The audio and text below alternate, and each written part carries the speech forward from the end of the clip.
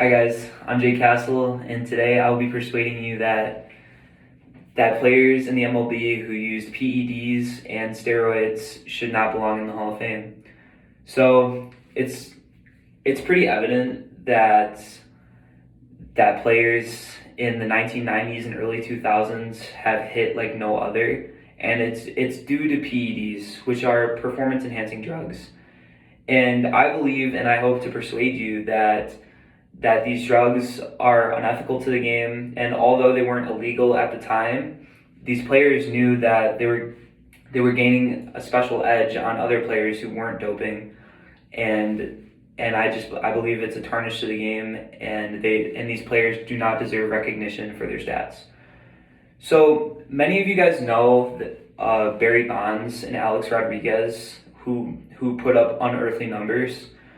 So these players they gained a special edge on players who did not use these drugs, and you can tell throughout their career their arms got bigger and everything just got stronger just out of nowhere, and then they suddenly just gained these special hitting abilities, and frankly it's just unethical. And first off, in the presentation, I'm gonna sort of go into the history of PEDs themselves. So PEDs, as we know today, are a lot different than they were in the beginning of their existence. So the first time we've really seen a PED or someone attempt to use a PED was Pud Galvin, and he was a hitter in the 1890s, and he used bull semen and other specimens to enhance his play, and obviously it didn't work, but this was the first idea of PEDs. And in the 1970s, Mike Schmidt and Dale Berra, which were two stars for the Philadelphia Phillies, they started using PEDs, which is more modern to this day, which is the injection, and they started to gain a special edge on their competition, and they started playing out of their minds. And shortly enough, in the 1990s, it became a lot more regulated, and an abundance of people started using them, such as Barry Bonds, Sammy Sosa, and Mark McGwire. And all these players have Hall of Fame stats. Don't get me wrong; they put up numbers that no one else was putting up ever.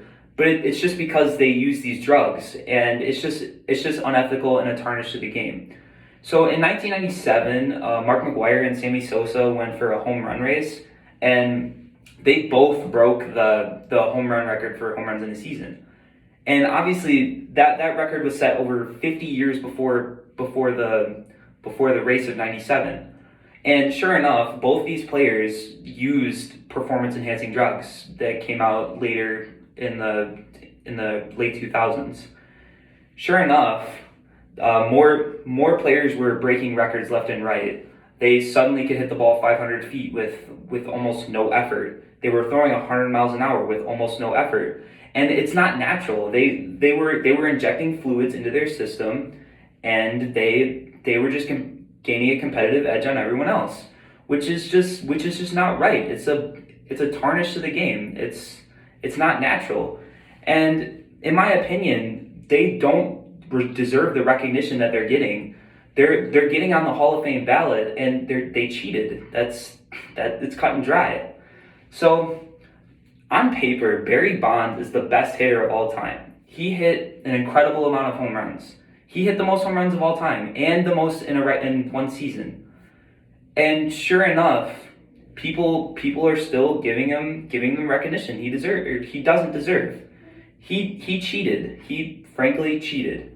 So in conclusion, these players that have put up unearthly numbers, yeah, they did that.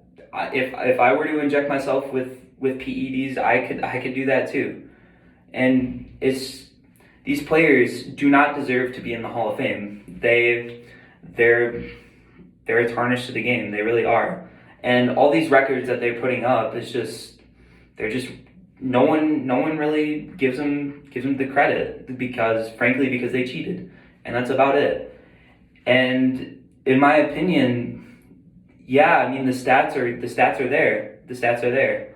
But I believe that when you're looking at these players' stats, you can't consider them valid in the years that they use steroids.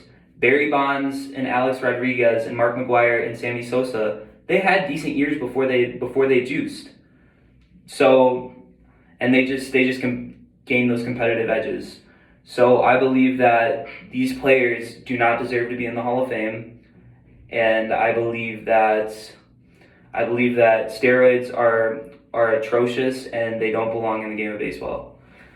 Thank you for listening, and